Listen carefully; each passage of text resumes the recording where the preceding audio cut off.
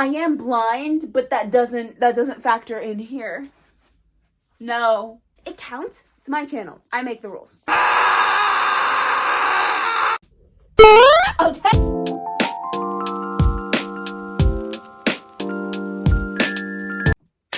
What's up, guys? My name's Lou, and these are my books. Today we're doing something that I'm very, very excited about. We are doing a bookshelf scavenger hunt, which is something that I've seen a lot of on Booktok, but I haven't gotten around to doing it just yet. But we're doing it now, and I'm so excited to do so. I have this, my iPad. I recently got a new case for it. Isn't she adorable? Anyways, I have a list of 20 questions that I've written down in here. I will post the link to where I got this list, in the description, as I always do for these types of videos. But let us get started. An author name or title with a Z in it. Oh god, this is harder than I thought it'd be. Fuck. Actually, that was not hard at all. Labyrinth Lost by Zoraida Cordova. Cordova, yeah. Zoraida Cordova. I don't know. Her name starts with a Z though. So, that's one. Find a classic. Those are all on my other shelf. Hold on. I have acquired a classic and some tea. Woo. So, the classic I chose for this is Pride and Prejudice because it's my most recently acquired classic, and also I watched the movie. The movie was pretty great, and now I just need to read this. I thought about reading it for Valentine's Day, but then I was like, maybe not. And then Valentine's Day passed, so I was like, guess not. Find a book with a key on it. Okay, this is gonna be a lot harder than I thought it'd be. I don't remember any of my books having keys on them. See, this would be easy if I did have The Starless Sea by Erin Morgenstern, but I don't. So there's my problem. What could possibly have a key on it? Oh god. Oh lord. Oh god. Maybe...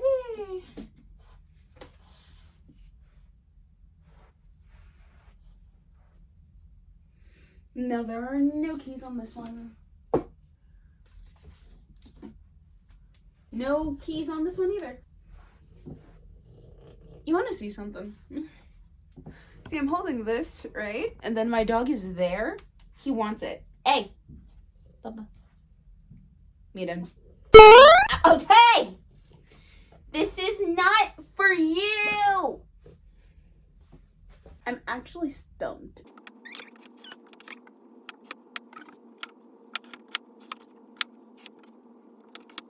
I know none of my fairy loots have anything on them.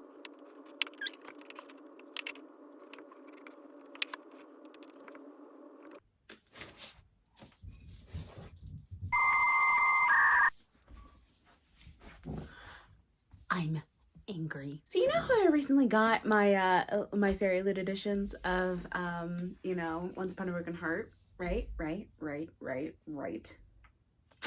I'm angry. Because on A Curse for True Love, in the middle of the O is a key. Plain as day.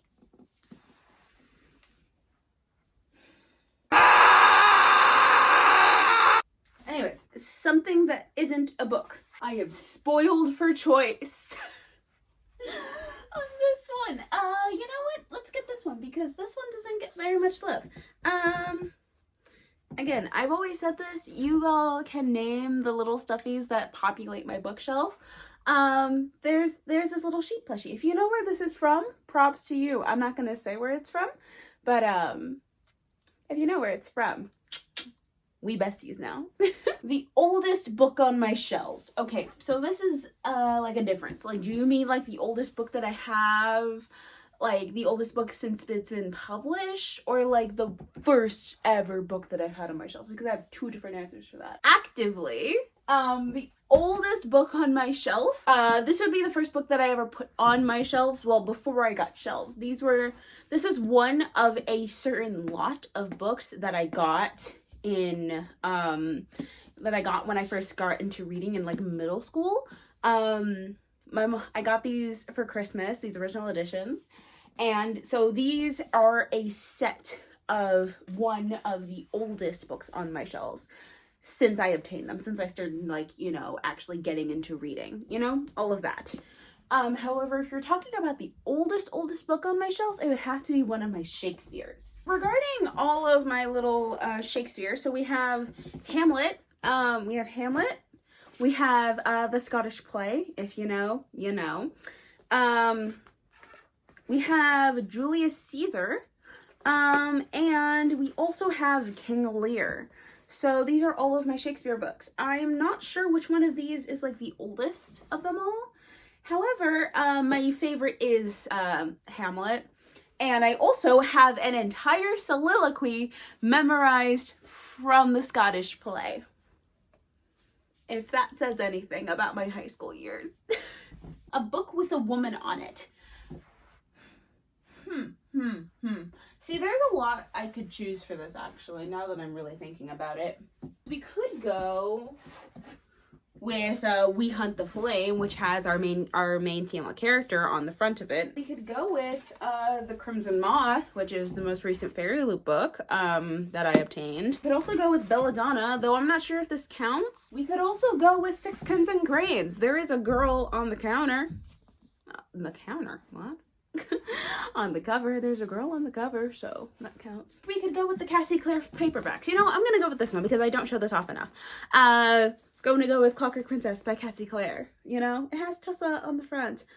Ooh, the reflectiveness on this is like much more than I thought it'd be. A book with an animal on it. Oh, okay. I'm not nearly as spoiled for choice. Do dragons count? I'm pretty sure dragons count. Dragons count, right? Dragons count, right? Dragons are animals. They're fantasy animals, but they're animals. You know what? It counts. It's my channel. I make the rules. Dragons count. So we're using Dragonfall by L.R. Lamb. I haven't read this book. A book with a male protagonist. Ooh. Actually. I may just be, well, I'm not as, like, spoiled for choice as I thought I would be. You know? Because, here's the thing. See, The Gilded Wolves has a male protagonist. Like, our main character is Severon. Do I think that counts?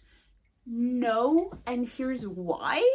Because he's from an entire cast of characters that get all their own perspectives. So I think that's just too easy. So instead, let us go with Miss Peregrine's Home for Peculiar Children by Ransom Riggs, because our main character is male and we only get his perspective throughout the entire series, which is literally Jacob, what's his name again? Yeah, his name is just Jacob. I don't remember his last name.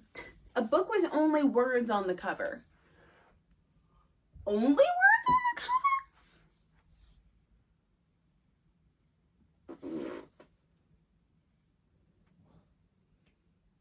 I might be screwed. I might actually be kind of screwed.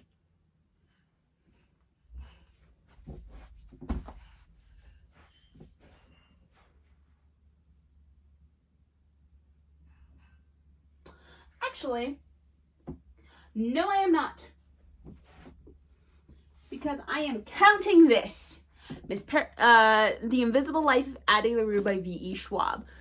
You know why I'm counting this? Because when I bought this book, I didn't recognize that there was a face behind the lettering. I'm not joking about that. Wait, what did I say? So we're gonna count this. You can see it very obviously when I do this. However, if you do that, it's not very obvious. I am blind, but that doesn't factor in here. No. A book with illustrations in it. In it. Yes. Those words are registering in my brain. How the King of Elfhame Learned to Hate Stories. Book is structured kind of like a picture book. The way it feels too is also like picture book-esque. You know? It's just one of those things. We could go with Gallant by V.E. Schwab, which has these little, which has illustrations throughout it. Because it is technically middle grade, if I'm not mistaken. Or we could go with Pax, which is also middle grade, and I believe also has illustrations through it. Yes, illustrations. So let's go with Pax, because I don't talk about this book a lot, because I haven't read it. A book with gold lettering. Again, we are spoiled for choice. So let's go with one of the obvious ones. Cassie Clare, gold lettering on there. You see it? And then let's go with something that's not as obvious. Shanghai Immortal by A.Y. Chow. So yes. Gold lettering. Find a diary.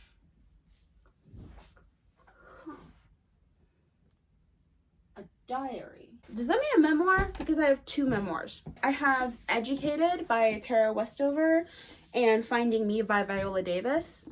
These are memoirs.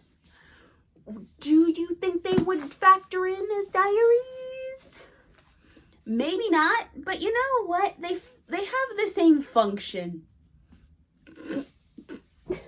Let's see. A book by an author with a common surname. I know exactly what I'm going with this. Song of Achilles by Madeline Miller. Miller is a very common surname. I've been meaning to get Kirke too, especially since they came out with like a special edition of Kirke that kind of matches this, so. A favorite childhood book. Favorite childhood book.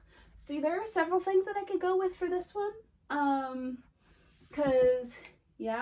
I'm gonna do one that I have not hyped up in a bit. Unwind by Neil Shusterman. This book was my very first dystopian, and I love it. I love it so much. I need to have a whole readathon for this. I truly do. I really do. I really need a whole readathon for this series again because it is so near and dear to my heart. It was my first ever dystopian. I don't know how else to say other than this is a masterpiece of dystopian work. Beautiful. I love this book. I would recommend it to anybody. A book based in the earliest time period. See, now this is kind of a no-brainer. Julius Caesar obviously takes place during the time of the Roman Republic. Into the end, it details the end of the Roman Republic into the Roman Empire, which is actually like earlier on than you would think it is. History tells us that Rome had 3 different periods. The Roman Empire had 3 different periods. Their first monarchy, the Roman monarchy, which was at the beginning, which had 7 kings, and then the time of the Roman Republic, which stretched out for the longest amount of time, until, big JC kind of just dismantled the system by just going, hey, maybe not. He was a dictator for life, and then he got stabbed. And this is also like one of those things where it's just like, hey, this was a group project. It was supposed to be anyways.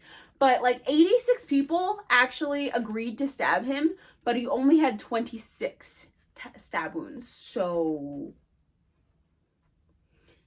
that checks out.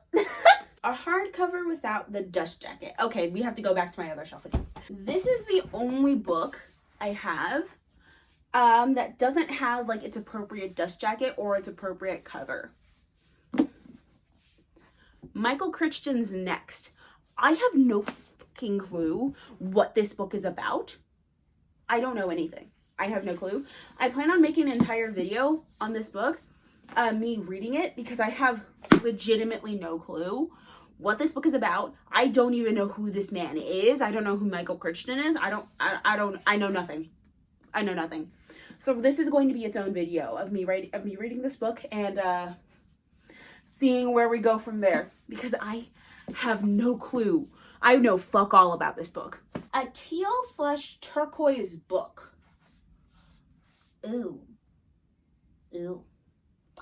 Ooh. Ooh. Okay, I have a couple of options, actually. Thank me and my inability to put things outside of color order in my books. Like, it's weird. It's a weird thing that I have. But this is like a tealy green, kind of. I call it terracin green, so that kind of doesn't really count.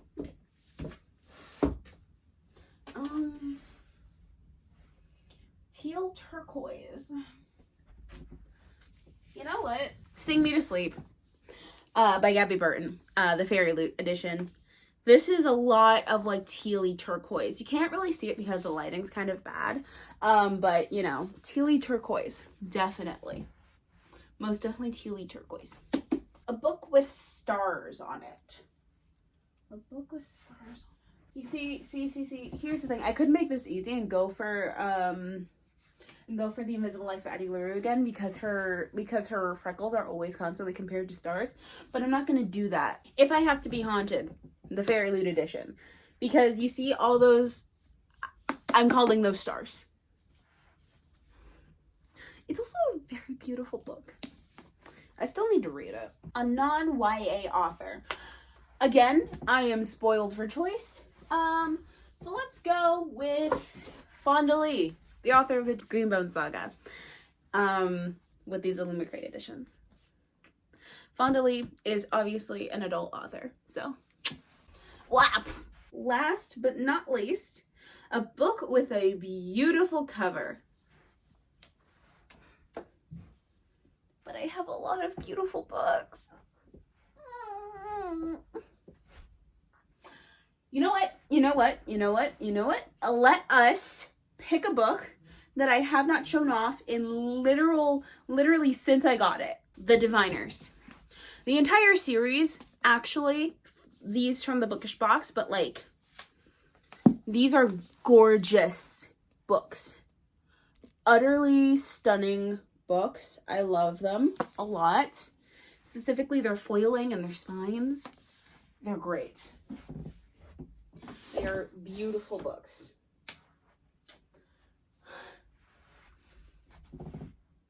Let me pick something else. Let me pick something else. Obviously I had to. I had to plug this one in. I'm shameless like that. One more. This book left me flabbergasted. Because it's beautiful. Threads that bind. Like,